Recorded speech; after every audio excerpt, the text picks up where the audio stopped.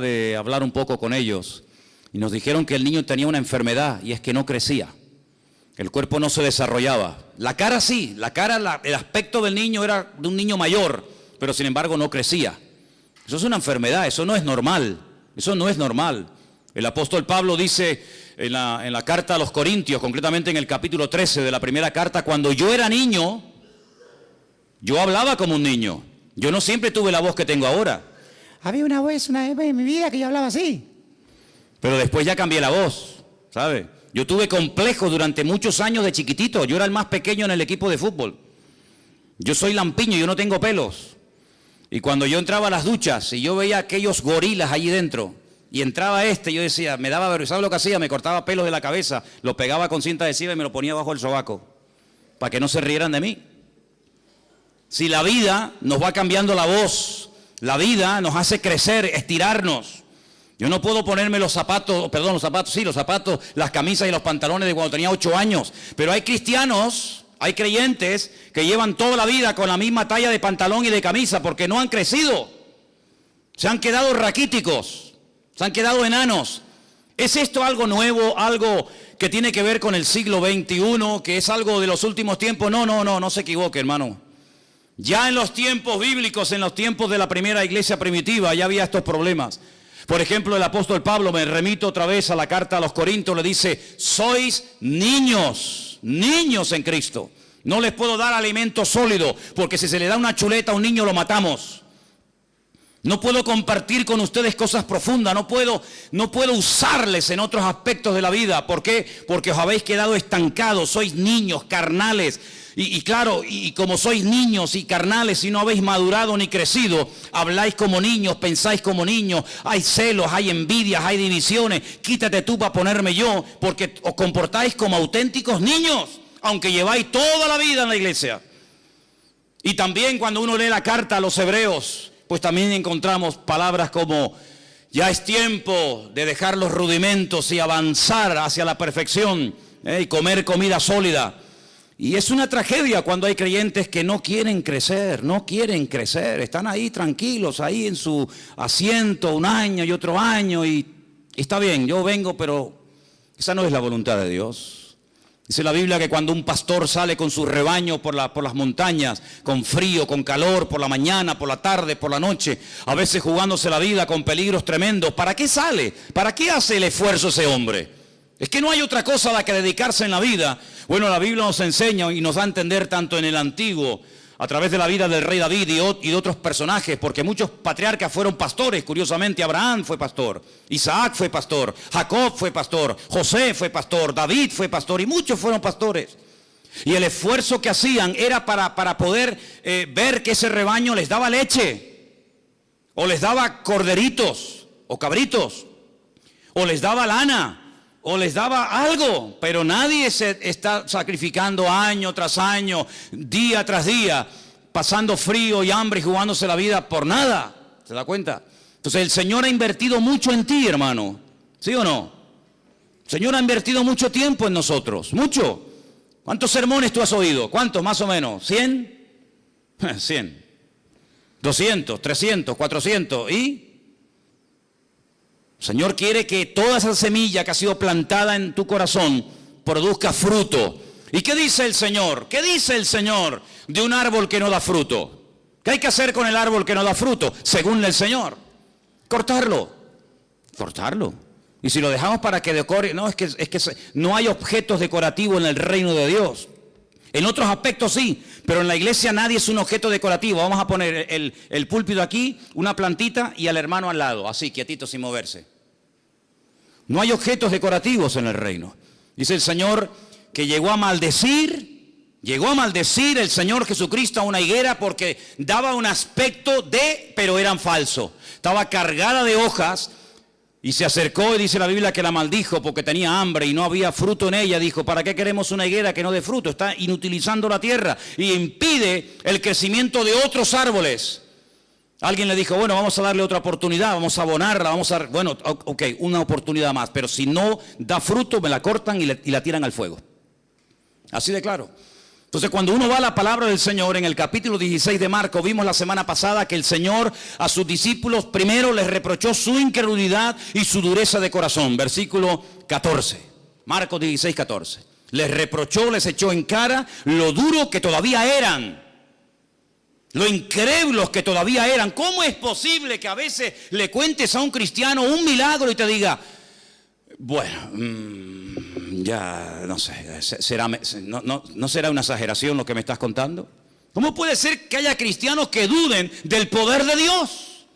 ¿Cómo puede ser que haya iglesias y denominaciones enteras que digan que hoy en día Dios no hace milagros? Entonces, ¿yo qué soy? Si yo entré a la iglesia la primera vez en mi vida a robar, y entré enfermo, y entré endemoniado, que no podían conmigo 8 hombres. ¿Y yo qué soy? Señor, ese día me sanó, me salvó y me liberó. Y eso tenía 17 años, voy a cumplir 55 dentro de unos meses. Y nunca más el enemigo me volvió a meter mano, ni a meterse dentro de mí, ni experto. ¿Por qué? Porque el Señor hace una obra total, rotunda y absoluta. Tuve años en psicólogos, años en psiquiatra, amarrado con camisas de fuerza, de un hospital a otro. Y todo era inútil, hasta que vino el Señor y me salvó, me liberó y me transformó la vida. ¿Cómo que Dios no hace milagros hoy en día? ¿Pero quién dijo ese disparate?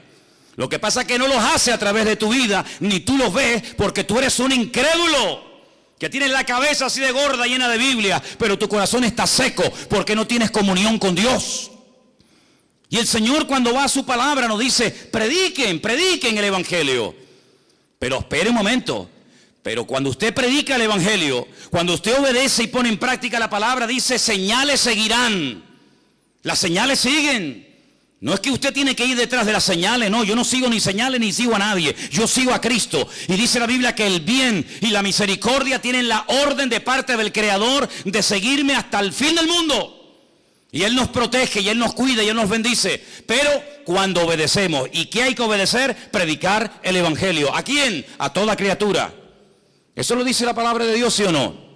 Ir por todo el mundo y predicar el Evangelio a toda criatura. Está hablando con judíos, no está hablando en una iglesia evangélica, donde es normal predicar el Evangelio. ¿Qué vamos a predicar? Donde es normal ir a China, Japón, a Cuba, a América, a Europa. No, estamos hablando hace 2000 años con un grupito pequeño de judíos. Y los judíos decían, yo no salgo de mi tierra para nada, porque fuera de mi contorno, fuera de mi frontera, lo que hay son los goyim.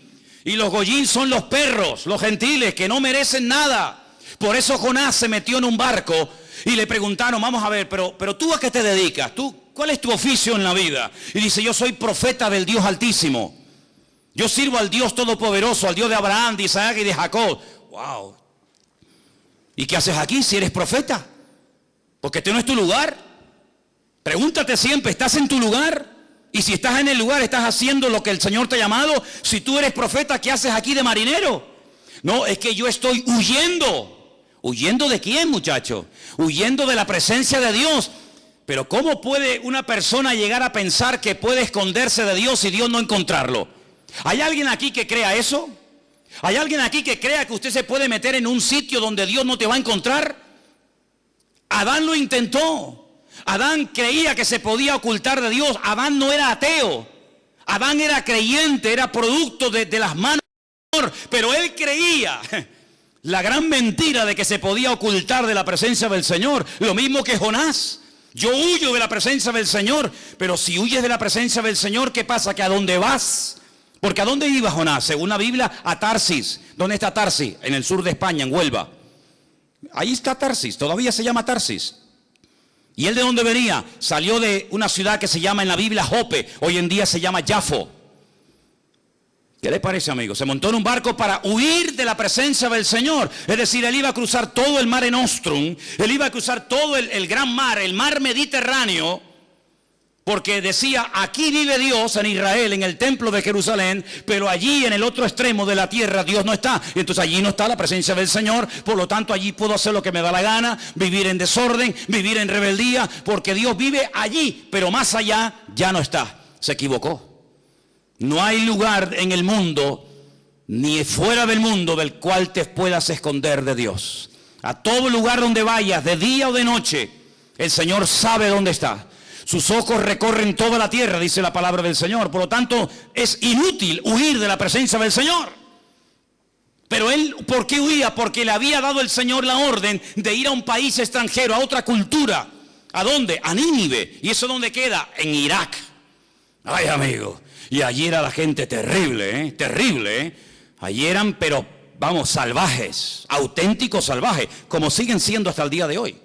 Como siguen siendo las peores barbaridades y las peores torturas y las muertes más viles y humillantes y crueles se siguen todavía desarrollando y manifestando en esas culturas. Y lo filman y lo suben a internet para que todo el mundo vea los salvajes que son. Tremendo, siguen siendo iguales. El espíritu no ha cambiado. Y dice, ¿quién? Yo ir a Nínive para que se arrepientan. Y si se arrepienten, Dios los va a perdonar. De eso nada. Por lo tanto, si yo no voy y si yo no les predico, no les vendrá convicción de pecado, porque el mensaje era muy cortito, pero era muy claro. Dile a los habitantes de Nínive que dentro de 40 días, si no se arrepienten, destruyo la ciudad entera. Y Jonás dice, 40 días, pues ya está, fácil. Yo me voy de la presencia de Dios, no les predico, si no voy yo, nadie va. No hay internet, no hay WhatsApp, no hay nada. Y dentro de 40 días... ¡Qué bueno! El Señor se los cargó a todos. El Señor dijo, no, eso es lo que tú te crees. Pero Dios nunca pierde, Dios siempre gana. ¿Cuántos dicen amén? Diga conmigo, Dios nunca pierde, Dios siempre gana. Más fuerte, Dios nunca pierde, Dios siempre gana. Que te tiran por la borda y prefieres morir ahogado, no te lo crees ni tú, querido. Yo no sé silbar, pero si supiera, trágate a este. Ya verás cómo le quito la tontería. Cuando él se metió dentro de aquel submarino, dentro de aquel enorme pez, y comenzó a sentirse mareado, y una noche, y 2 noches, y 3 noches, dijo, Dios mío, sí voy, cuenta conmigo, allá voy. Pero fíjate tú, prefería morir antes de dar su brazo a torcer. Que no, ¿a que sí? Porque Dios nunca pierde, Dios siempre gana. Y vas a ir, quieras o no quieras. Así de claro. ¿Y qué pasó con Pedro?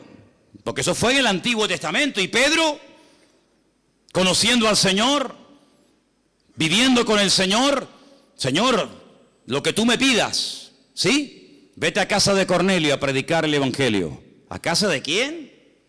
Cornelio. Cornelio es un centurión romano, imperialista, que nos tienen aquí todo el día al cuello trancado, que nos están amargando la existencia. ¿Cómo voy yo a ir a casa de un gentil romano? Pues vas a ir, quieras o no quieras. Y fue, y mire cómo empezó el mensaje. Ustedes saben cuán abominable es para un judío entrar a la casa de un gentil. Qué presentación más hermosa. Es como si yo dijera esta tarde, la verdad es que yo no tengo ningún deseo de verles las caras a ninguno de ustedes.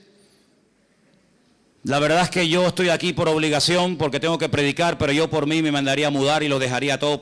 Pero vamos a ver, pero este hombre que está diciendo. Este hombre se le fue la olla.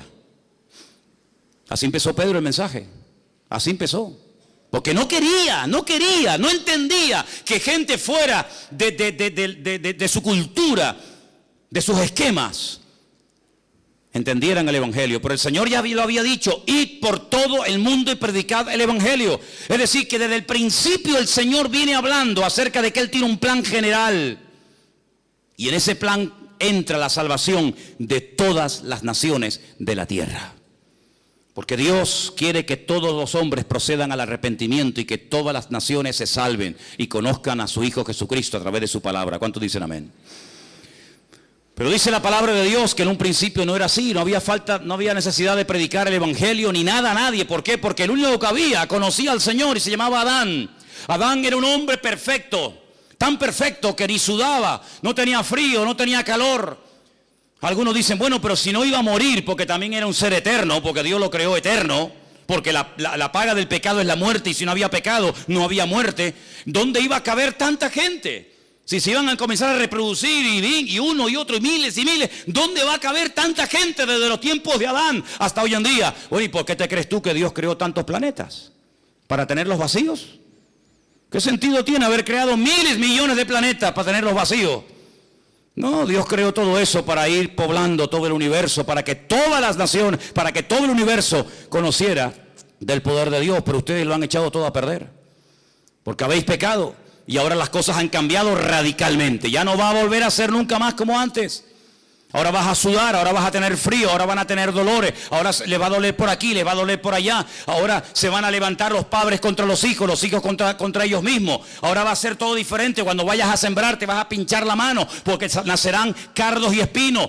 Aquellos animales con los que te entretenías y jugabas, ahora se te van a volver en tu contra. Ay, amigo, todo ha cambiado. Claro, es que cuando uno peca, cuando uno desobedece a Dios, todo cambia. No puede permanecer todo igual. La paga del pecado es la muerte. Y Adán comenzó a experimentar en su cuerpo, en su mente, en su alma, en su espíritu, en su familia, en sus hijos, en todo. Comenzó a notar las consecuencias del pecado. Pero Dios a un hombre le da una promesa. Y ese hombre se llamó Abraham, más tarde Abraham. Y le da una promesa. La promesa es muy clara y muy sencilla de entender. En ti serán benditas todas las naciones de la tierra. Y dice la Biblia que Abraham le creyó a Dios. Le creyó a Dios y fue declarado justo. ¿Crees lo que yo te prometo? ¿Sí? ¿Crees que serás padre de multitudes? ¿Crees que saldrá un día alguien de tus lomos y será un instrumento de bendición para todas las naciones de la tierra? ¿Lo crees? Y Abraham dijo, lo creo. ¿Dónde se escribió eso? En ninguna parte, no hacía falta. Él le creyó a Dios y su fe fue contada por justicia. Entonces, ¿por qué casi 500 años después Dios da la ley? Si ya había dado la promesa y Abraham la había creído, ¿para qué tuvo que dar la ley? ¿Qué sentido tiene? Porque Abraham no necesitaba leer la Biblia. Abraham oía a Dios y lo entendía. Vas a ser padre, amén. Cámbiate el nombre, amén. Vas a tener un hijo que a través de él vendrá la promesa, amén. Vete mañana y me lo sacrificas sobre un altar en el monte Moriah, amén. Él tenía una línea directa con Dios, le entendía perfectamente. Él le transmitió su fe a su hijo Isaac. Isaac nunca leyó la Biblia, nunca fue a la iglesia, nunca tuvo un pastor, un rabino, un reverendo, pero ellos entendían a Dios. No vayas a Egipto, le dijo el Señor a Isaac. Dijo, pues no voy. ¿Dónde lo leyó? No hacía falta. Jacob, ¿dónde se congregaba? En ninguna parte. Pero sin embargo él tenía encuentro con ángeles, él hablaba con Dios. Dios le dijo, a partir de ahora te vas a llamar Israel. Jacob no, Israel. ¿Cómo tenían ellos tanta línea directa con Dios? José nunca leyó la Biblia. Uno de los hijos de Jacob nunca leyó la Biblia. Nunca fue al culto, nunca estuvo en una reunión. Sin embargo, un día le vino una mujer casada a proponerse acostarse con él. Dice, ni se te ocurra, yo no puedo hacer eso, pecaría contra mi Dios. Pero ¿dónde está escrito que eso es pecado? Dijo. ¿En qué libro? ¿Dónde está escrito que acostarte con la mujer de tu amo Potifar sea pecado? Aquí está escrito.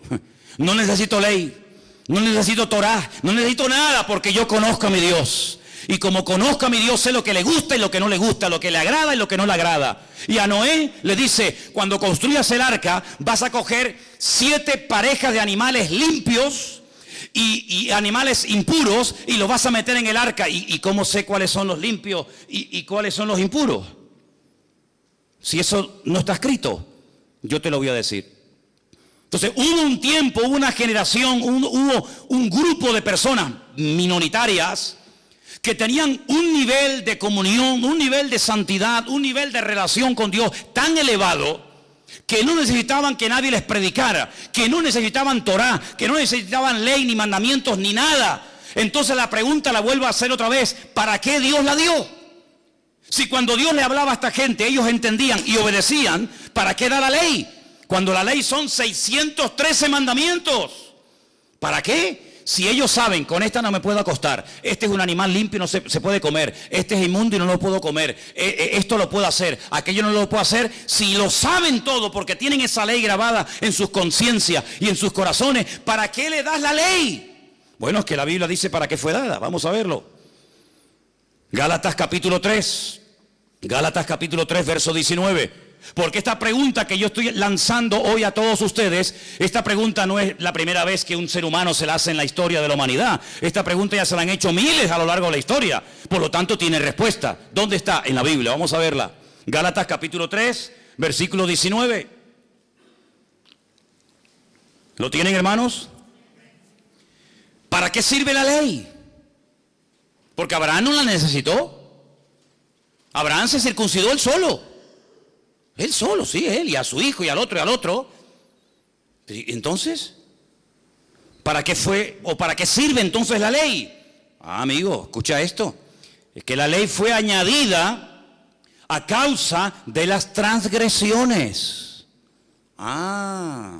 Porque no todo el mundo era como Abraham, no todo el mundo era como su hijo Isaac o como su nieto Jacob, no todo el mundo tenía la espiritualidad y la santidad y el nivel de relación como tenía José.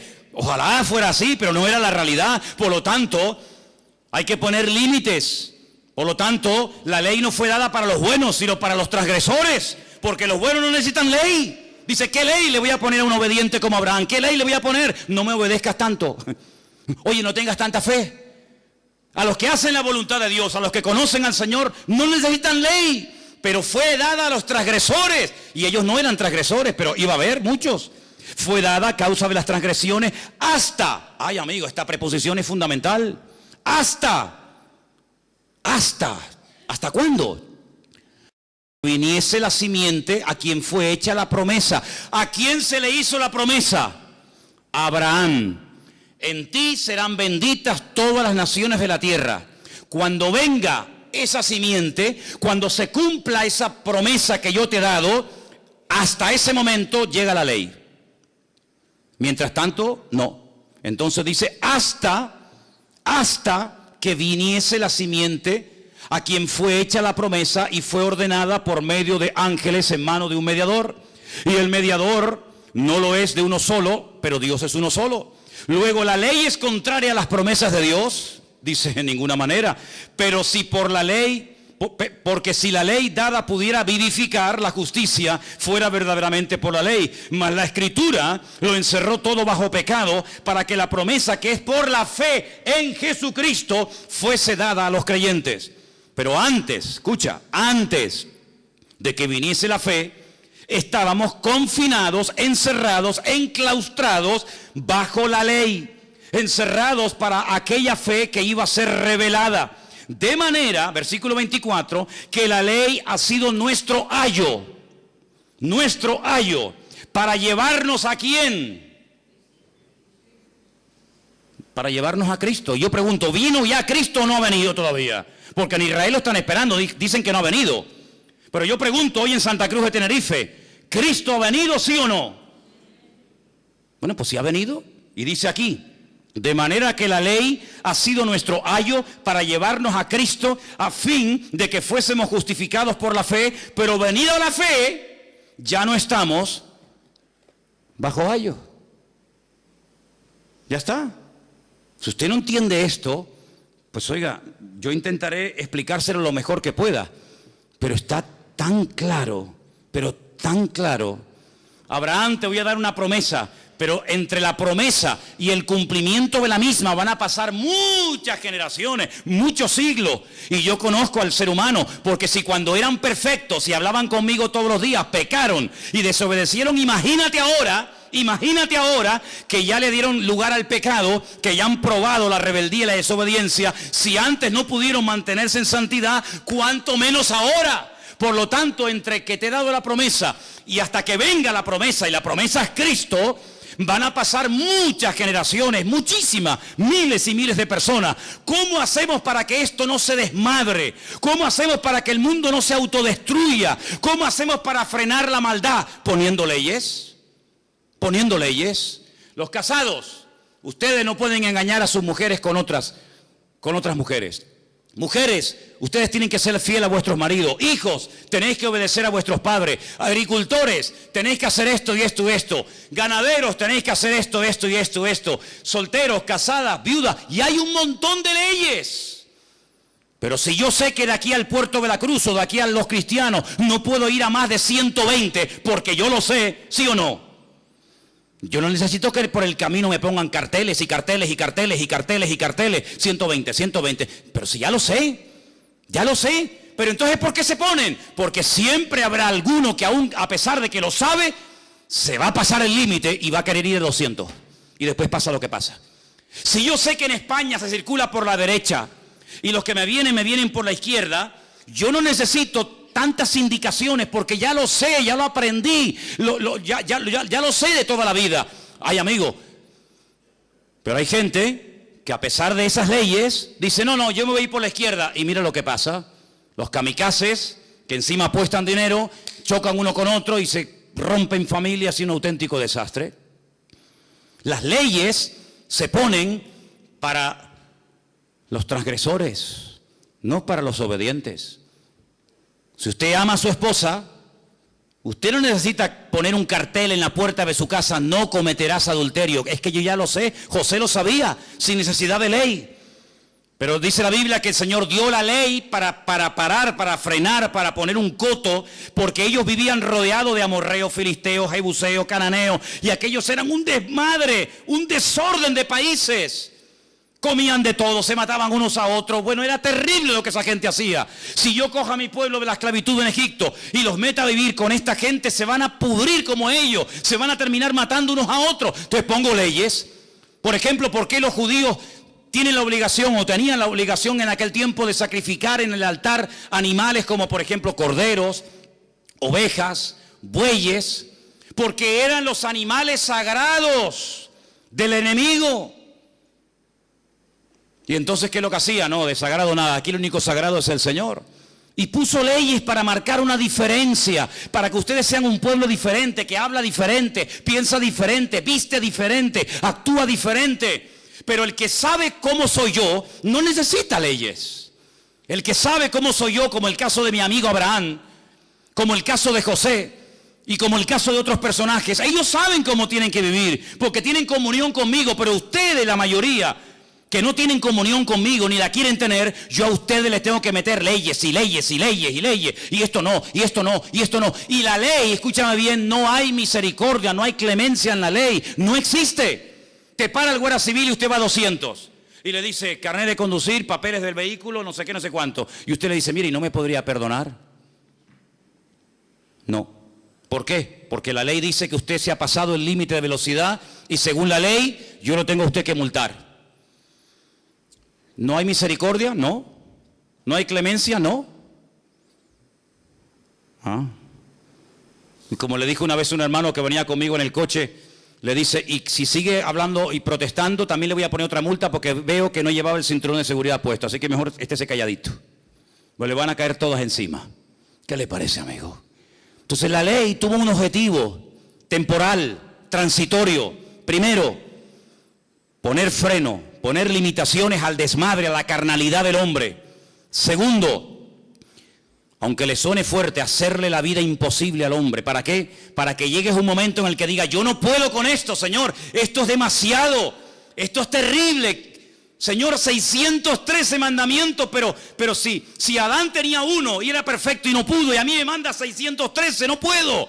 Claro, pero te quiero llevar a un momento en el que digas, me rindo, yo no puedo con esto. Y entonces tendrás que pedirme ayuda a mí y en ese momento te mandaré a mi hijo, ¿te das cuenta? Porque la ley es un instrumento, no un fin. Y hay gente que se queda con el medio y no se da cuenta de que Dios utiliza cosas, pero todas esas cosas, ¿a quién apuntan? En la misma dirección, apuntan a Cristo. Y si no entendemos que el Evangelio, la figura central del Evangelio no es el pastor, no es la iglesia, no son los milagros, sino que la figura central, el mensaje central del Evangelio se llama Jesucristo, no vas a entender absolutamente nada, porque hasta que usted no entienda la base, usted no va a poder construir encima. Se le va a venir todo abajo. Y la ley es un medio, no un fin en sí mismo. Mire lo que dice, por ejemplo, Romanos 3:21. Lo tengo aquí también subrayado, se lo leo. Ahora, aparte de la ley, se ha manifestado la justicia de Dios, testificada por medio de la ley y de los profetas. La justicia de Dios por medio de la fe en Jesucristo. Sigo leyendo versículo 22. Para todos los que creen en Él, porque no hay diferencia. Por cuanto todos pecaron y están destituidos de la gloria de Dios, siendo justificados gratuitamente por su gracia mediante la redención que es en Cristo Jesús, a quien Dios puso como propiciación, palabra más rara esta, sustitúyela y ponga sustituto. Él es el sustituto, Él ocupó tu lugar, ahora te lo explico. Nuestra propiciación por medio de la fe en su sangre, para manifestar su justicia a causa de haber pasado por alto en su paciencia los pecados pasados, con la mira de manifestar en este tiempo su justicia, a fin de que Él sea el justo y el que justifica al que es de Jesús, de la fe de Jesús. ¿Dónde está puesta la jactancia? ¿Dónde está? Dice aquí, queda excluida. ¿Por cuál ley? ¿Por la de las obras? No, sino por la ley de la fe. Concluimos pues que el hombre es justificado por la fe sin las obras de la ley. Esto no lo he escrito yo, Y esto no se escribió ayer a la noche para el mensaje de hoy. Esto lleva 2000 años escrito. Conclusión, que el hombre es justificado por la fe sin las obras de la ley. Es decir, que si yo no cumplo la ley, yo me puedo salvar. ¿Cómo? Por la fe en el Señor Jesucristo. Pues esto es un disparate, para ti sí, para mí no. Para mí ha sido lo más maravilloso que he podido oír en mi vida. Que soy salvo por la fe en Jesucristo, no por lo que yo pueda llegar a ser, sino por lo que Él hizo por mí. Porque aunque intentara cumplirlo, no puedo, porque nunca daré la talla. Porque la ley de Dios es perfecta y el ser humano es imperfecto. Y como un ser imperfecto puede intentar o puede presumir de que él puede cumplir con la ley. Imposible. ¿Es Dios solamente Dios de judíos? No, es también Dios de los gentiles. Y ciertamente lo es. Porque Dios es uno y Él justificará por la fe a los de la circuncisión, es decir, a los judíos, y por medio de la fe a los de la incircuncisión. Es decir, Dios dio una ley temporal y transitoria hasta llevarnos a la realidad del cumplimiento de la promesa. Y cuando la promesa vino, y la promesa fue el Señor Jesucristo, el medio dejó de cumplir su objetivo. Este vaso de agua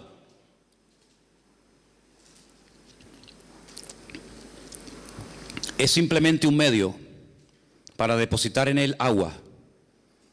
Pero el valor no está en el vaso. El valor está en su contenido. Y para poder transportar de un lugar a otro el agua, no lo puedo llevar en la mano. Lo tengo que llevar en un recipiente. En este caso, el vaso o la botella. Pero cuando yo bebo el agua, ya el vaso no tiene ninguna razón de ser. ¿Qué es más importante, el contenido o el continente? ¿Qué es más importante, el medio o el fin? ¿Qué es más importante, aquello que se utilizó para llevarme a Cristo o Cristo que fue el cumplimiento de aquel medio por el cual Dios estableció la ley? Decide tú, tienes que decidir. Nosotros tenemos la capacidad de elegir el tipo de vida que vamos a llevar delante del Señor. Bueno, y entonces, ¿qué pasa con los mandamientos de la Biblia? Me refiero a los del Antiguo Testamento. Vamos a poner un ejemplo y vamos a proponer en esta tarde el cumplirlos a rajatabla. Voy a llevarles, por ejemplo, a dos versículos, Éxodo 23 y Levítico 23, ¿vale? Vamos a hacer la prueba. Éxodo, repito, 23, 14. Y el otro es Levítico 23 también. Los dos capítulos 23. Vamos a ver. Vamos a ver. A ver qué nos conviene más. Éxodo capítulo 23.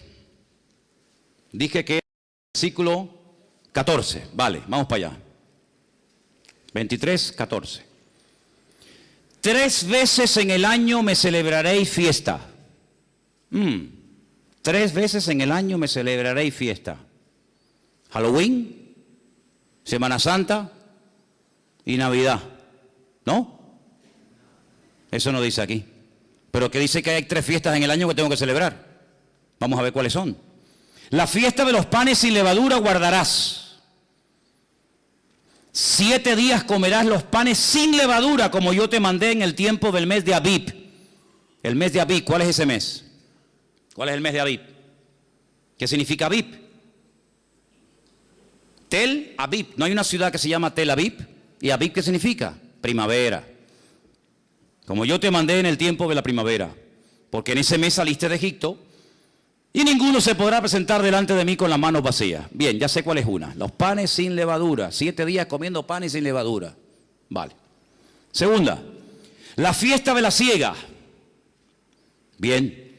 Y después, si quiere, podemos leer la otra que también nos dice que era la fiesta de los tabernáculos. Está en Levítico 23:34. Y ahora dice, 3 veces en el año, versículo 17, estoy aquí, 3 veces en el año se presentará todo varón delante del Señor. Vale, entonces según el Antiguo Testamento, estamos tratando de hacer una prueba práctica, objetiva, para ver si podemos cumplir con esto. 3 veces al año dice el Señor en su palabra que todo varón, luego las mujeres quedaban excluidas. Ah, no me dijeron nunca eso. Yo no sé lo que ustedes le dijeron, yo sé lo que estoy diciendo. Las mujeres no tenían obligación de hacerlo, los hombres sí. 3 veces al año, fiesta de Pascua o Pesaj. Pesaj significa saltar. Saltaron de la esclavitud a la libertad. Un poquito más adelante, 50 días más adelante, la fiesta que llamamos nosotros Pentecostés o Shavuot, la fiesta de las semanas. Y al final, casi entre septiembre, generalmente octubre, una fiesta que se llama la fiesta de los tabernáculos. Pero la pregunta es, ya sé el nombre de las fiestas, ya sé cuántas fiestas son, pero ¿dónde se celebraban? ¿Dónde se ponían en práctica estas fiestas? ¿Dónde? ¿Dónde? En el sitio que estableciera el Señor tu Dios. ¿De dónde huía Jonás? ¿De Tacoronte? ¿De la matanza? ¿De dónde huía Jonás? Él huía de Jerusalén, huía de Israel, porque en la mentalidad del judío se les metió hasta en los tuétanos que Dios vive en el templo de Jerusalén. Por eso yo cuanto más me aleje de Jerusalén, más me alejo de la presencia de Dios. Mira, hasta el día de hoy, hermano, escuchen bien esto. Hasta el día de hoy en Israel está la creencia de que el mundo son como grandes círculos concéntricos. Cuanto más lejos vivas de Jerusalén, más lejos vives de Dios. Si tú vives dentro de Israel, estás más cerca de Dios.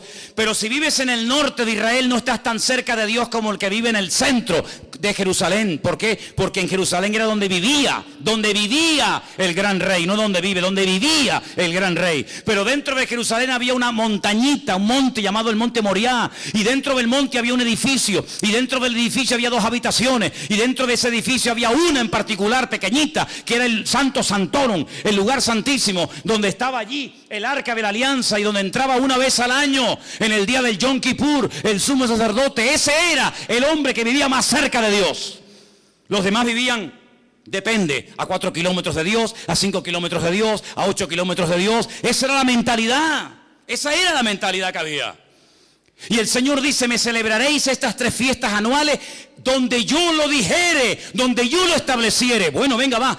A ver, tubillete.com. Vamos a sacar billetes para poner esto en práctica. Estamos ahora en la fiesta de la... ¿Cómo es? La fiesta de la Pascua. Muy bien, venga, tubillete.com. Mañana sacamos un billete, salimos desde Tenerife Sur, paramos en Madrid o en Barcelona y de ahí cogemos otro avión y nos vamos a Tel Aviv. Llegamos a Tel Aviv, cogemos la guagua y nos vamos a Jerusalén. Cuando lleguemos a Jerusalén decimos, oye, una pregunta. ¿El Monte Moria aquí dónde queda? Pues claro, uno se imagina el Monte Moria como las cañadas del Teide, ¿no? El Monte Moria es un monte muy chiquitín, que lo han aplanado encima para poder construir. Y entonces llegas y te dicen, no, el Monte Moria está dentro de la ciudad vieja de Jerusalén. Venga, nos metemos por donde entramos, por la puerta de Damasco, que la conocen muchos de ustedes, que hemos ido allí. Venga, entramos por la puerta de Damasco, empezamos a darnos codazos con todo el mundo porque es una calle abarrotada, cruzamos todo el barrio árabe, follón tremendo, llegamos al control militar. Allí nos quitamos las chaquetas, los bolígrafos, los móviles, todo, y ya pasamos del barrio árabe al barrio judío. Ya estamos allí estamos en el muro de los lamentos, en el Kotel Hammurabi, el muro occidental, ¿vale? ¿Y ahora qué hacemos? ¿Dónde está el monte? Está allá arriba. ¿Y cómo subimos? Bueno, como tú no eres musulmán, tú no puedes subir por cualquier parte. Solamente hay una puerta de acceso, una escalera de madera de acceso para los no musulmanes, y es esa. Entonces tienes que ponerte en la cola, no se te ocurre llevarte una estrella de David, una cruz, una Biblia, porque te prenden fuego allí mismo. Entonces tienes que hacer una cola enorme, enorme, y cuando llegas arriba y cruzas el puente de madera, y llegas allí arriba y dices, sale Malekun, Malekun Salam, Alhamdulillah, Zukra, vamos a buscar el templo. Y te dice, ¿el qué? Claro, como a lo mejor no habla español, le tienes que decir el Bet Hamidash. Aquí no hay Bet Hamidash. Aquí hay 2 mezquitas. Una allí y otra aquí. Aquella se llama la mezquita de Omar. Y aquella se llama la mezquita de Al-Aqsa. Pero ¿y el templo?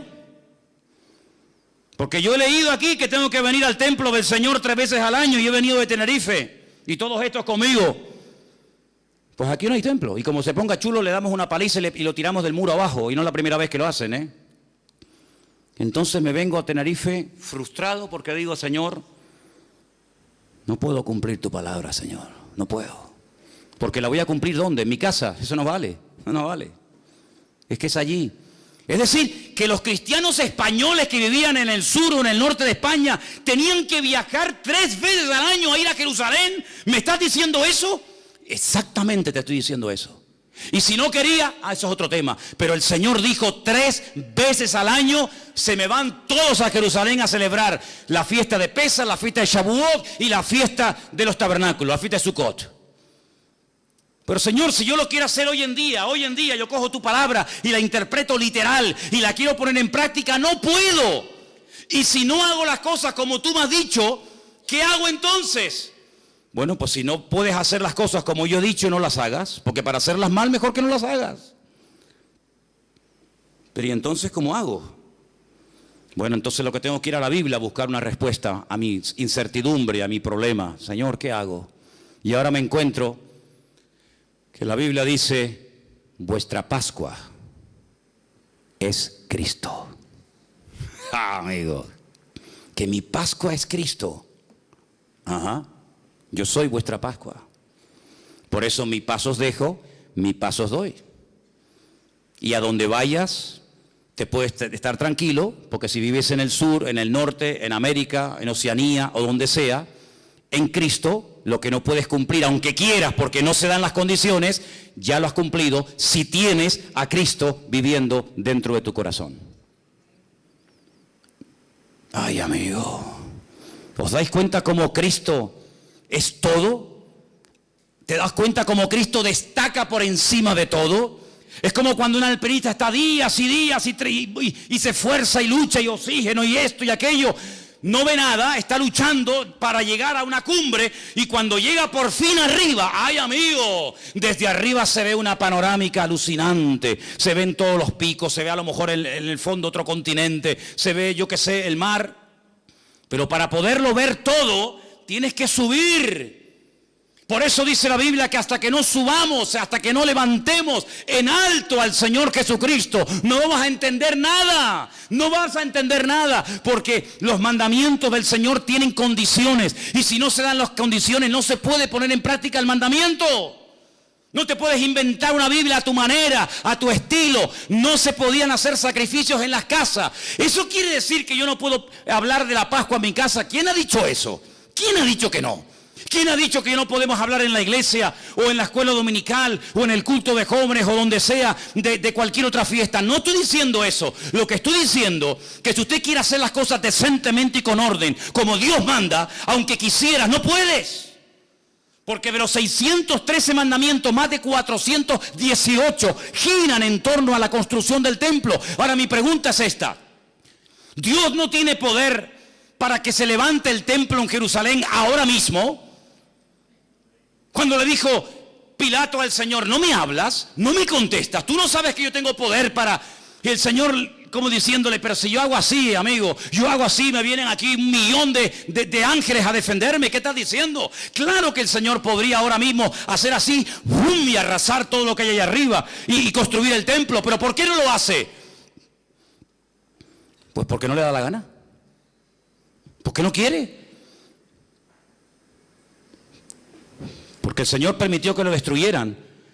Y el Señor hasta este momento, hasta este minuto, ha impedido que se vuelva a reconstruir. para que ya no esté vuestra vida girando en torno a un edificio de piedra, sino que vuestra vida sea una vida cristocéntrica, centrado no en un templo, no en un lugar, no en un país, sino que vuestros ojos estén enfocados en Cristo. Y por eso Pablo dice, si habéis, tú sabrás si habéis o no, si habéis resucitado con Cristo, poner la mira ¿dónde? ¿Dónde tengo que mirar? ¿A dónde mira el musulmán cuando ora? A la Meca. ¿A dónde mira el judío cuando ora? A Jerusalén. ¿Y a dónde mira el cristiano cuando ora? ¿A dónde miro? ¿A Jerusalén? No. ¿A la Meca? No. ¿A dónde miro? Poner la mira en las cosas de arriba y no en las de la tierra, donde Cristo ha resucitado, y poneros con Él en lugares celestiales en Cristo Jesús. Ay, amigo, es que no me habían hablado así, que no es mi culpa que no te hayan dicho eso. Pero hoy en día nuestra vida no gira en torno a una fiesta, no gira en torno a un hombre, no gira en torno a un medio, sino gira en torno al Rey de Reyes y Señor de los Señores. Y sin Él no lo tenemos nada, y con Él lo tenemos todo. ¿Cuántos dicen amén y le dan un aplauso al Rey en esta tarde? ¡Gloria a Dios! ¡Y a su nombre! ¡Y a su nombre! Eso es lo que es el Evangelio. Eso es el Evangelio. Aunque quisieras hoy a muerte dar tu vida por cumplir los mandamientos de la Torá, no puedes.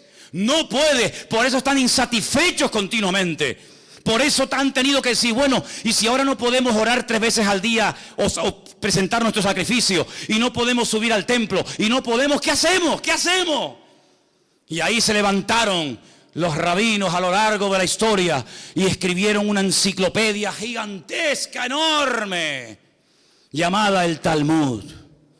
Ay, amigo. ¿Y qué es el Talmud?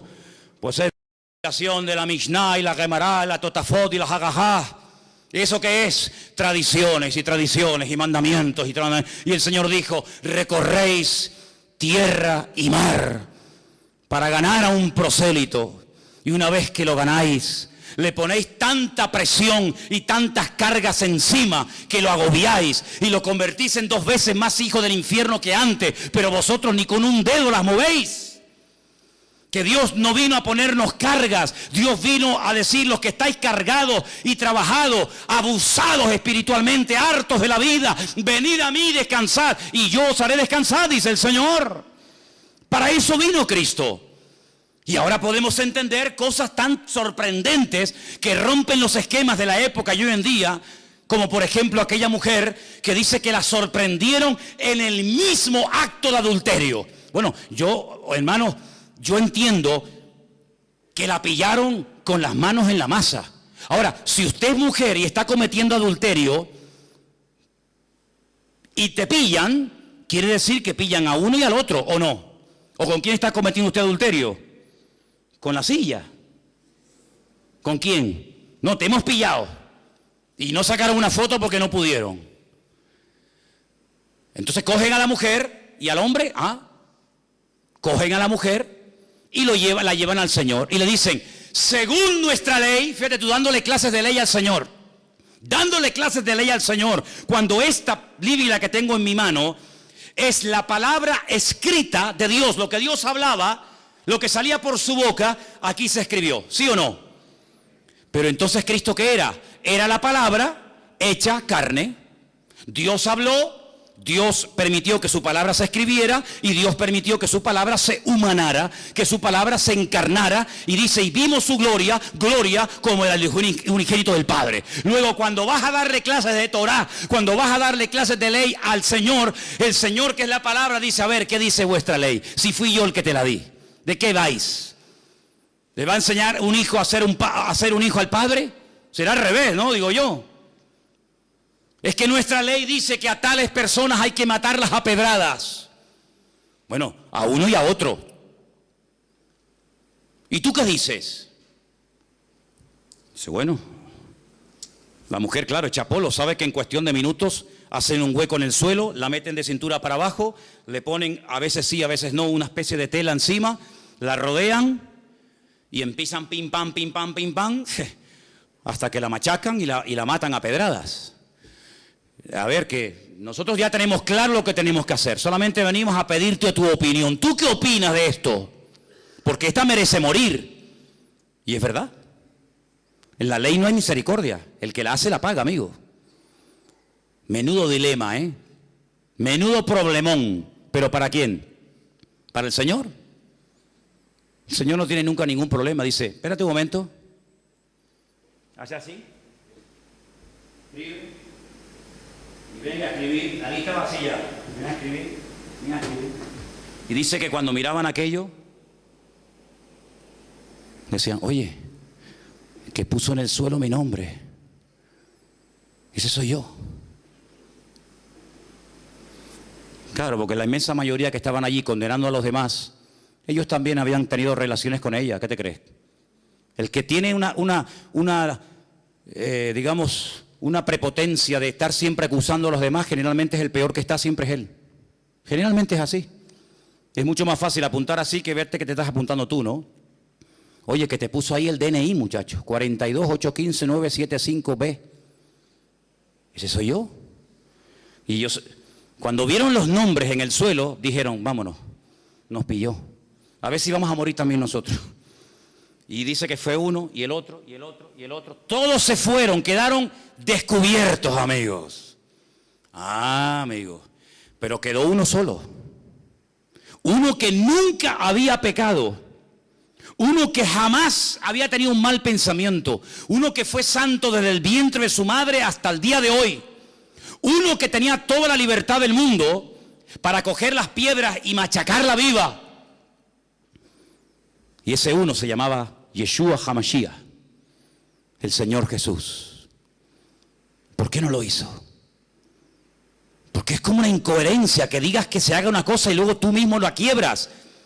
Esto hay que hacer, y cuando lo vamos a hacer no nos deja. ¿Cómo es esto? Pero es que para cumplir la ley, por ejemplo, este mandamiento, tienes que llevar una vida tan pura, tienes que llevar una vida tan santa, que para matar a otro, ¿cómo tiene que ser tu vida, amigo? ¿Cómo tienes que estar tú delante de Dios para poderle quitar la vida a esta persona, aunque se lo merezca? ¿Cómo tiene que estar tu vida? Es decir, que tú estás peor que ella. Lo que pasa es que a ella la pillaron, pero tú has pasado desapercibido porque tú eres el niño bueno. Esta es la mala porque la pillaron, pero hay algunos que no los han pillado todavía, pero son peor que los que han sido descubiertos. Y se sintieron aludidos, sus conciencias se sintieron tocadas y dijeron, vámonos, antes de que nos mate también a nosotros. Y el Señor la coge y le dice, levántate, mujer, yo no te condeno, solamente te voy a decir algo, vete y no peques más. ¡Qué alivio! Pero nos enfrentamos con un dilema. No se ha solucionado el tema totalmente. Claro, la mujer se va contenta, pero aquí hay una duda. Entonces, ¿qué hacemos? ¿La cumplimos o no la cumplimos? Porque si resulta que se acostó con otro y tú la perdonas y aquí no ha pasado nada, cuando tu palabra dice en la ley que hay que matarlas a pedradas, ¿en qué quedamos? Perdonamos ahora a los asesinos, a los pederastas, a los etarras, perdonamos a todo total. Dios es bueno y perdona a todo el mundo. ¿Es eso el mensaje que nos transmite el Señor? No, es que hay parte B, viene la segunda parte, escúchala. El Señor sabía que tenía que morir, pero si Él lo había mandado. El alma que pecare, esa morirá, y esta pecado tiene que morir. Pero vamos a hacer una cosa, no hemos leído esta tarde, cuando les dije esa palabra rara que se ha leído, Él es la propiciación de nuestros pecados, que les dije, si no la entiende, póngala por la palabra, Él es nuestro sustituto. ¿Os acordáis que lo dije? Muy bien, vamos a hacer una cosa, en vez de matarla a ella, yo me ofrezco voluntario para que me maten a mí. ¿A ti? Pero si tú no eres ni casado, tú no puedes cometer adulterio aunque quisieras. Tú no has pecado nunca, no importa. Yo vine a este mundo a dar mi vida en rescate por muchos. Y voy a morir por ti, Judas, también, que me vas a traicionar y me vas a vender. Voy a morir por ti. Te voy a estar esperando hasta las 3 de la tarde que muera, te voy a estar esperando colgado en la cruz. Y voy a morir por ti, Poncio Pilato, que te lavas las manos. Aquí no ha pasado nada, por ti también voy a morir. Y voy a morir por ti, Anás y Caifás.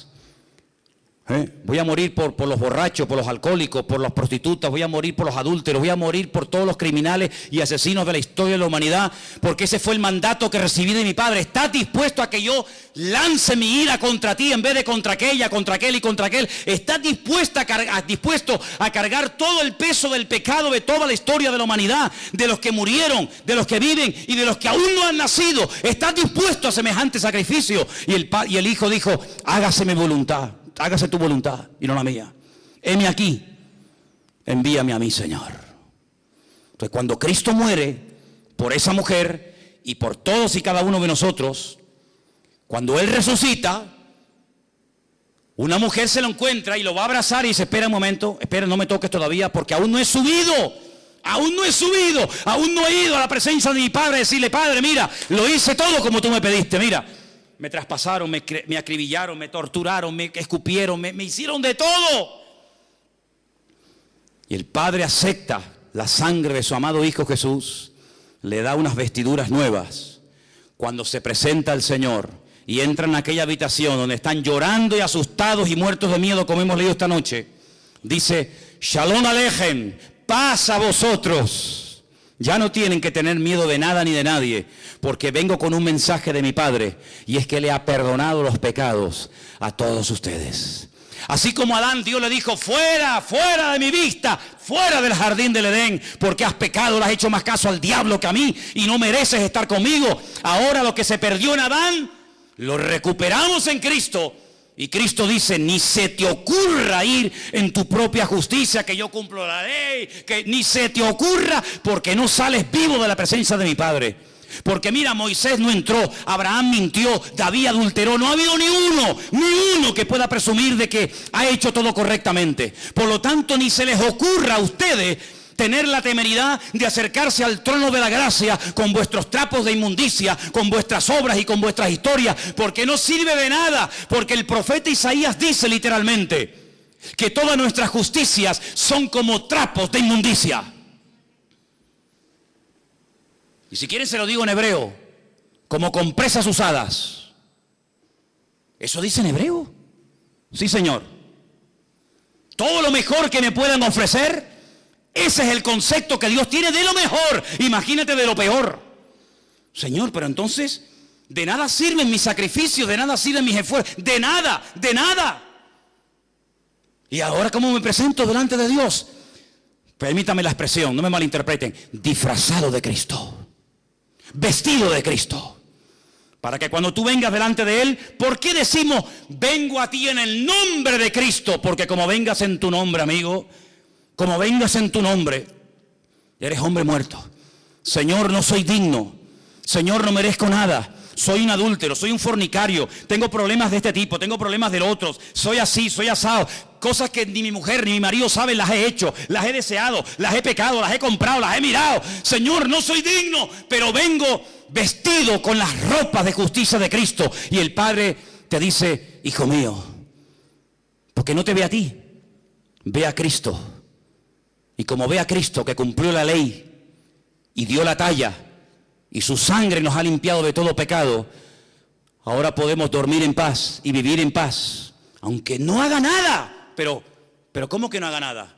No, que ya no tengo que hacer nada, porque ya todo lo hizo Él. Si usted quiere el vasito, toma el vaso. Pero el Señor dijo, ¿tú no te das cuenta que este vaso fue traspasado de generación en generación? Abraham se lo dio a Isaac, Isaac se lo dio a Jacob, Jacob se lo dio a José, José se lo dio al otro, y fue pasando de generación en generación. Y dice, ¿y cuándo vamos a poder beber? ¿Cuándo vamos a ver el cumplimiento de esto? Y llegó Cristo y dice, del vaso del que yo bebo, vosotros también beberéis. Y no entendieron en ese momento nada, pero hubieron personas que sí entendieron el mensaje. Lo entendieron mucho más claro que los religiosos, porque el espíritu religioso embota la mente. El espíritu religioso fanatiza al pueblo. El espíritu religioso esclaviza la mentalidad de la gente. Y por eso los religiosos eran capaces, terrible hermano, de ver a una pobre mujer, 18 años asistiendo al culto y no le hacían ni caso, porque está enferma y encima es mujer. Pero Cristo entró a la sinagoga y le dice, mujer, ven para acá, quedas libre de tu enfermedad. Y se enderezó y comenzó a glorificar a Dios. Y veía a un leproso y decían los judíos, uy, un leproso, uy, que me contamina y me tengo que ir a mi casa de una semana sin poder entrar al templo. Ni loco me acerco yo a un leproso. Y el Señor hacía así y lo tocaba. ¿Qué va a manchar, qué va a contaminar al Señor? Un leproso nada lo puede contaminar, porque Él es bendito y santo por los siglos de los siglos. Amén. ¿Cuántos dicen amén? Y por eso fue una sinagoga y le dijo a un ciego, mira, sé libre de tu enfermedad, y al otro lo sanaba, y al otro no sé qué, y claro, luego venían, bueno, pero no puede ser, vamos a ver, es que hoy es Shabbat, ¿y? Es que en Shabbat no se puede hacer esto, ¿cómo que no? ¿Quién dijo eso? No, es que ya. ¿Y quién te sanó a ti? Yo no sé cómo se llama. ¿Y cómo te sanó? No, me puso barro en los ojos y me mandó al estanque de Siloé, que está en la otra punta de Jerusalén. Yo he estado en el estanque de Siloé, ¿te acuerdas, Carmen, cuando nos metimos por abajo? Que por poco te mueres allí, ¿eh? Un estanque enorme, kilómetros por debajo de tierra, lo mandó a la otra punta. ¿Por qué no lo mandó al estanque de Betesda, que está allí pegadito? Porque los judíos decían que un judío no podía caminar más de 1000 metros, más de 1050 metros en día de reposo. Por eso ustedes van a encontrar en la Biblia camino de un día de reposo. ¿Y cuánto es un camino de un día de reposo? 1050 metros. Pero si me voy al estanque de Siloé, entre que voy y vengo, hay más de 1050 metros. Por eso los judíos le dijeron, ese hombre que te dio esa orden no es bueno, es un pecador, porque ha quebrantado el día de reposo. Y dice este pobre hombre que no tenía mucho conocimiento de la palabra, mira, si es bueno, si es malo, si es pecador o no es pecador, ni lo sé, ni me interesa. Yo lo único que sé, que yo era ciego y ahora veo. Y ustedes con toda su parafernalia no me habéis podido ayudar en todos estos años. Y este hombre vino y en un segundo me cambió la vida. Hasta que tú no entiendas que el Evangelio ha superado con creces todos los medios, todos los vasitos, todos los instrumentos que ha utilizado el Señor, vas a ser un esclavo de cosas. No toques, eso no se puede hacer, eso no se puede mirar, eso no se puede ir. Y el Señor dice que ha venido para darnos libertad cuando conocemos la verdad, y la verdad se llama Cristo. Por eso en esta iglesia predicaremos toda la vida que teniendo a Cristo lo tenemos todo. ¿Cuántos dicen amén? Hay iglesias, lo sé, soy consciente. Llevo ahora 34, 35 años de pastor. Conozco todos los pastores de estas islas. Los conozco, sé cómo se llaman, cómo se mueven. Incluso algunos que ni son pastores, pero ellos dicen que lo son. Y en algunas iglesias, si usted no paga el diezmo, está bajo maldición. Y la gente se asusta. Y si usted se va de esta iglesia, usted va sin la bendición. Y si usted no habla en lengua, no se va al cielo. Y venga condenación, y venga condenación. Mi Señor no vino para amargarle la vida a nadie. Mi Señor vino para dar libertad a los cautivos. Hoy estarás conmigo en el paraíso, hijo. Pero sin dar el diezmo. ¿Cómo se va a salvar sin dar el diezmo? Sin hablar en lengua, sin ayunar, sin evangelizar a nadie, así, por la buena. Hoy estarás conmigo en el paraíso. ¿Pero qué ha hecho este hombre? Nada. Es que no puede hacer nada. El que lo está haciendo soy yo. Y como yo lo voy a hacer bien, yo te ofrezco el paraíso y lo que haga falta. Pero hay algunos que están empeñados, porque son ignorantes y quieren seguir siendo ignorantes, que es lo peor, que hay que hacer esto, que hay que hacer aquello, que hay que hacer tal, que hay que hacer tal, que hay que hacer no sé qué, y que hay que hacer no sé cuánto, y que hay que hacer, que te he demostrado con la Biblia, o no te enteras, te he demostrado con la Biblia que aunque quieras cumplir la ley no puedes, hombre, te lo estoy diciendo. Entonces no sigas R que R con lo mismo, no sigas R que R con lo mismo, hombre. No se puede cumplir la ley, no se puede cumplir la Torá, no se puede cumplir bajo ningún concepto. Hay un lapsus que ha quedado ahí suspendido y es el tiempo de gracia en el cual dice el Señor, ahora prediquen el Evangelio, abren los ojos a la gente, que entiendan que no es a través de este medio, que no es a través de aquel, que hay un solo camino, un solo mediador y tiene nombre, se llama Jesucristo. ¿Cuántos dicen amén? Entonces si usted viene a esta iglesia y quiere dar el diezmo, que no lo quiere dar, a mí me da igual si usted da dinero o no da igual de dinero, me da igual. Si muchos de ustedes cuando estaban en el mundo yo estaba predicando el Evangelio, si yo no vivo de lo que la gente da, yo vivo por fe porque sé que mi Señor es mi pastor y nada me faltará. Si usted habla en lengua, pues me parece bien, mire, es que yo no quiero hablar en lengua, pues no hable, mijo. A mí me da igual si usted habla o no habla en lengua. Es que a mí no me gusta ayunar, pues no ayune. Es que yo no puedo venir a la oración por la mañana, pues no venga. Pero entonces esto que es un libertinaje, no, es la libertad gloriosa de los hijos de Dios. Es vivir tranquilo, vivir sin agobios, vivir sin presiones religiosas. Yo odio la religión, porque las religiones son ataduras y son presiones a la gente. Y encima el religioso se cree que por cumplir está agradando a Dios y a veces nada más lejos de la realidad. ¿Saben lo que le digo? Lo que le digo a muchos. Disfruta de la vida. Disfrute de la vida. Hermano, ¿y si yo no me levanto a las 6 de la mañana y si oro a las 10? ¿Qué? El Señor a las 10 está ocupado, no lo puedo atender. Nunca he entendido eso. Está bien levantarse temprano y orar, yo no tengo nada en contra de eso. Pero si mañana quiere dormir una horita más, ay Señor, perdóname. ¿Por qué? Porque tenía que haber orado a las 6. ¿Dónde dice la Biblia que hay que orar a las 6? La Biblia dice orad sin cesar. A las 6, a las 7, a las 8, a las 9, a las 10. Dios no ha venido a traernos condenación, hermanos. Dios ha venido a alegrarnos la vida. No te la compliques más de lo que la vida nos pone impedimento. Porque el Señor ha venido a que usted sea libre, a que usted viva en paz. Se viene a la iglesia a disfrutar, no se viene a la iglesia a sufrir. Si usted va a una iglesia a sufrir, no vaya. O usted es masoquista, le gusta que le humillen, le gusta salir vacío, le gusta salir mal. No, la iglesia ha sido diseñada por el Señor para abrirnos los ojos, para aclararnos nuestras dudas, para que no seamos ignorantes y vivamos en la libertad gloriosa de los hijos de Dios. ¿Cuántos dicen amén? ¿Y entonces qué tengo que hacer? Pues buscar a Dios en oración, esforzarme en lo que dice el Señor. Ahora bien, yo les hago una pregunta. Si no se puede cumplir la Torá porque no se dan las condiciones actuales para cumplirla, ¿para qué complicarme la vida queriendo cumplir con algo que no se puede? Dele la vuelta a la tortilla. ¿Usted puede hoy en día orar? Pues ponte a orar. ¿Usted puede hoy en día congregarse? Sí, pues congréguese. ¿Usted puede leer la Biblia? ¿Usted puede evangelizar? ¿Usted puede ayudar a una persona? Sí. Entonces, ¿por qué no te preocupas más en hacer lo que puedes hacer? Y no te agobias tanto con lo que no puedes hacer. ¿Usted puede hacer feliz a su mujer? Pues hágala. No, es que, no sé, haga lo que pueda hacer y deje en las manos de Dios lo que usted no puede hacer. Ese es el evangelio que se predica aquí. Esto es lo que se enseña en esta congregación, Vida Nueva. Aquí y en nuestra iglesia en el Puerto de la Cruz y lo que estamos enseñando en el sur, esto es lo que aquí enseñamos. Es que en la otra iglesia, es que a mí no me interesa lo que enseñen en otras congregaciones, no me interesa.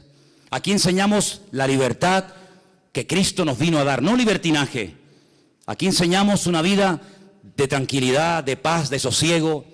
Aquí enseñamos lo que dice la Biblia, predicamos el evangelio del Señor Jesucristo. Si usted quiere que yo le predique la Torá, váyase a Jerusalén, porque yo no soy un rabino, yo soy un cristiano.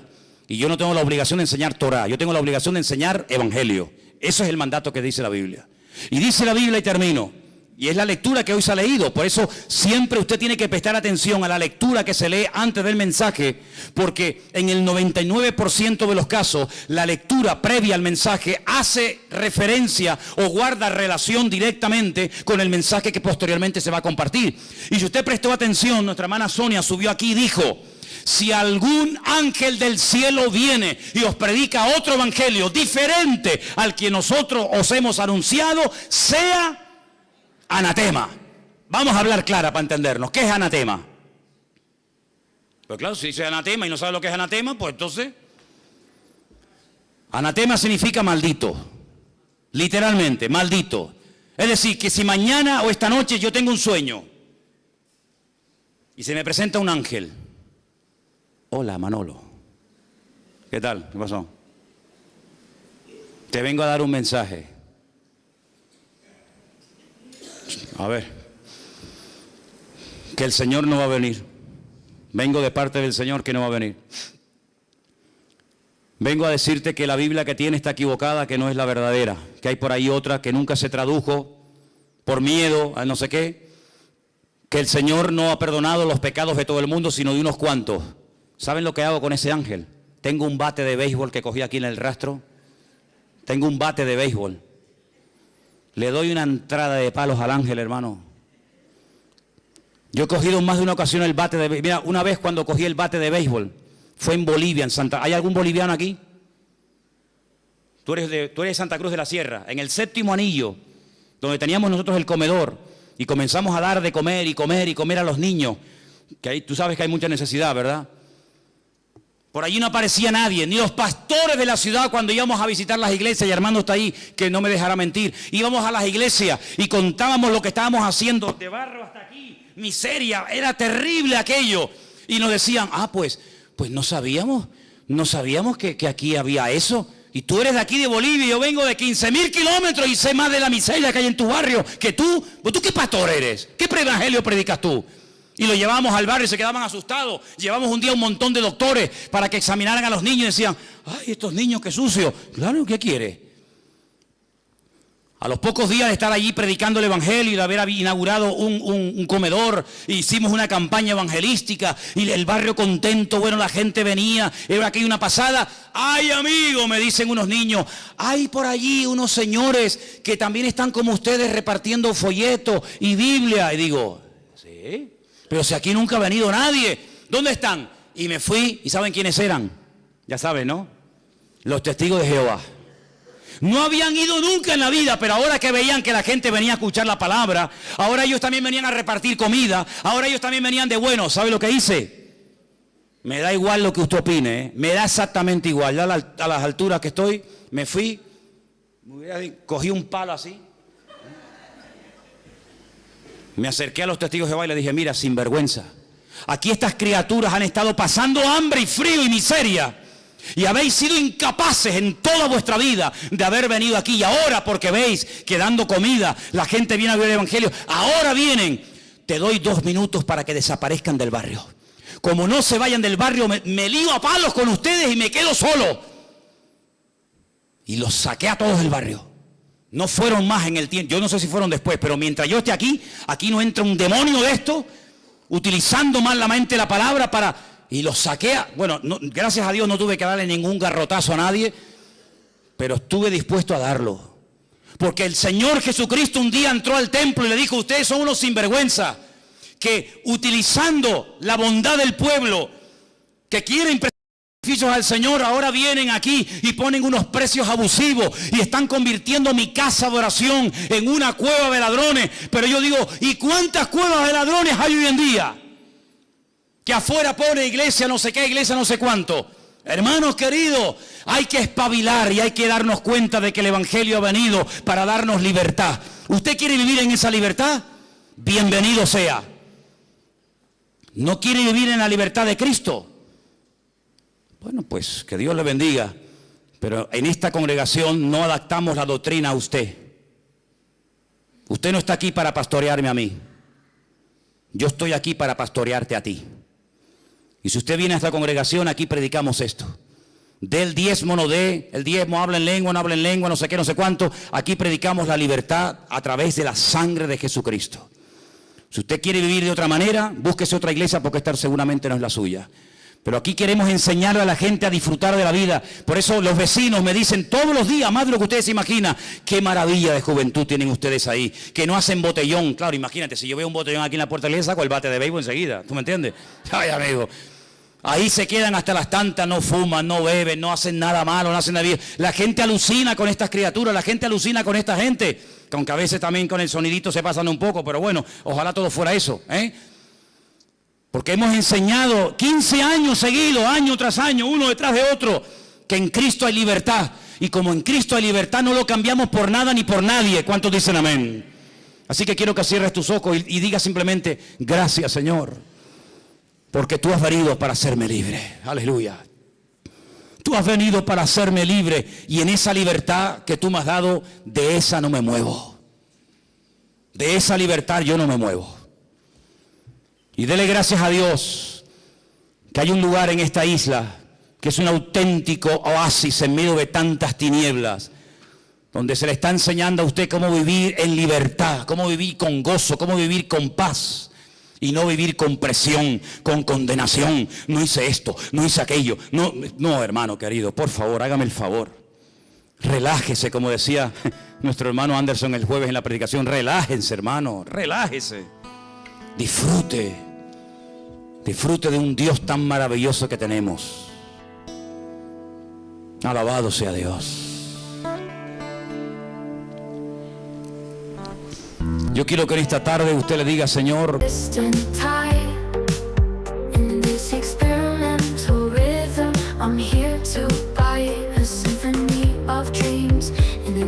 rock scene, in this layered dance where my heart's been. Oh, I'm lost in the music, in this simply dream, with a classic tune that I can't quite see. Lay a female voice in the alt rock light, in this haunting song where dreams ignite.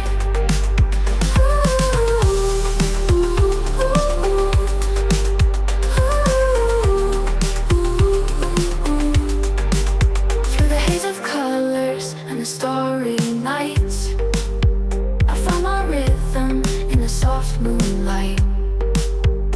Echoes of the past, they whisper sweet, in this rock world where the beat repeats. Melodic whispers like a distant tide. In this experimental rhythm, I'm here to bite a symphony of dreams in an indie rock scene, in this layered dance where my heart's been. Oh, I'm lost in the music, in this simply dream, with a classic tune that I can't quite see. Lay a female voice in the alt rock light, in this haunting song where dreams ignite. Through the heart of the night, where the guitars play, I found my rhythm in the soft moonlight way. A sweet surrender to the rock beat, in this haunting moment where my heart skips a beat. Oh, I'm lost in the music, in this simply dream, with a classic tune.